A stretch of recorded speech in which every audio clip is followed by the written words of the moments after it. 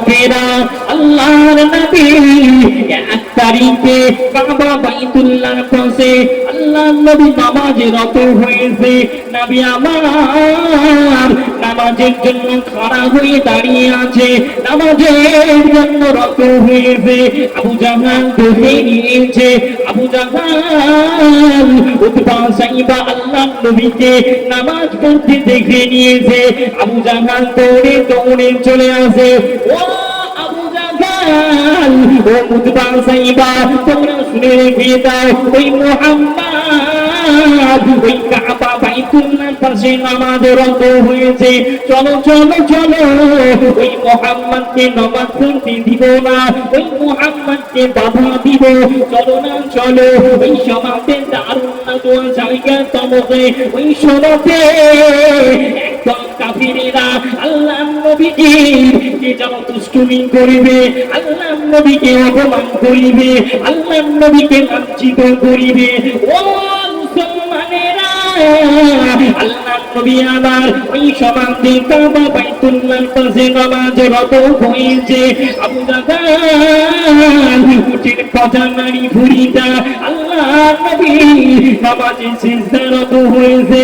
আর আল্লাহর নবীর মাথার উপরে ওই উটের পচা নারী ভুঁড়িটা আল্লাহর নবীর মাথার উপরে চাপিয়ে দিয়ে আকারে, ও ভাইজানেরা আপনারা মনোযোগ দিয়ে শুনিবেন, আল্লাহর নবী কত কষ্ট করেছে, আল্লাহর নবী নামাজে রত হয়েছে, আল্লাহর নবী নামাজের তাসবিহ গালা পাঠ করেন, আল্লাহর নবী নামাজে সিজদারত হয়েছে।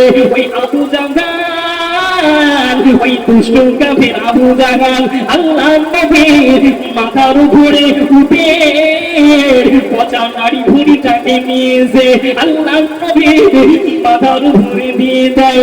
নবী আমার কান্নাকাটি করে, নবী আমার রোনা জারি করে।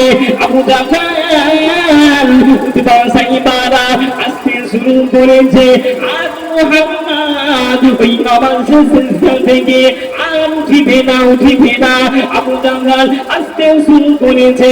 আমাদের আম্মা জান ফাতিমাতুল জোহরা আল্লাহর নবী ওই সমাজে যেমন কষ্ট সহ্য করে, আমাদের আম্মা জান ফাতিমাতুল জোহরা দৌড়ে দৌড়ে চলে আসে। বাবা কিতাবের ভিতরে লিপিবদ্ধ আছে আল্লাহর নবী বিবি ফাতিমার বয়স বাবা 9 বছর বাবা হয়েছে।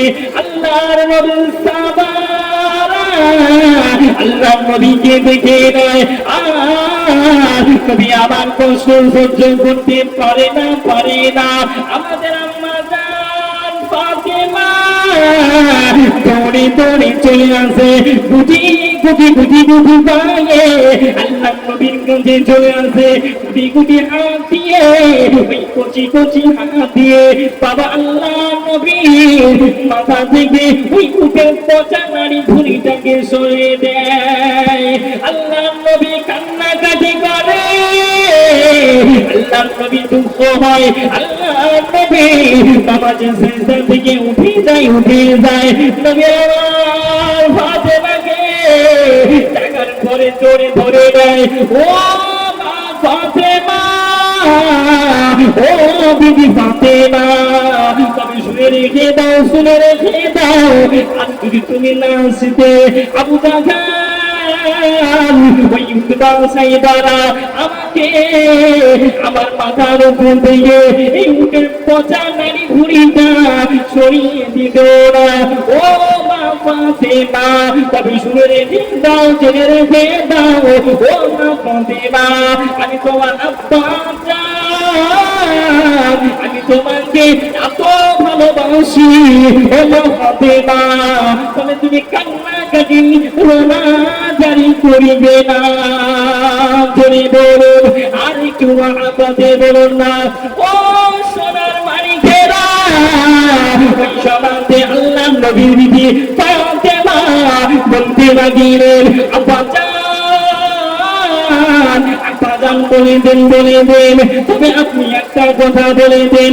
ও আব্বা আব্বাজান আপনাকে ওই আবু জাহল ওই উতবা ওই সাইবা কিসের জন্য আপনি নামাজে রত হয়েছে আপনার মাথার উপরে ওই উটের পচা নারী ভূমিটা কিসের জন্য দিয়ে দেয় আব্বাজান আপনি কি মক্কার লোকেদের ঠকিয়েছেন আব্বাজান আপনি কি মক্কার লোকেদের কোনো কিছু বলেছেন ও মা ফাতেমা তবে শুনে রেখে দাও মা ও মা ফাতেমা তবে জেনে রেখে দাও না মানা আমি কাউকে ভাগাই নাই আমি কাউকে কষ্ট দিই নাই তবে শুনে রেখে দাও তবে জেনে রেখে দাও আল্লাহ পাক আমাকে কবি করেছে আল্লাহ পাক আমাকে দোজাহানের বাদশা করেছে ও মা ফাতেমা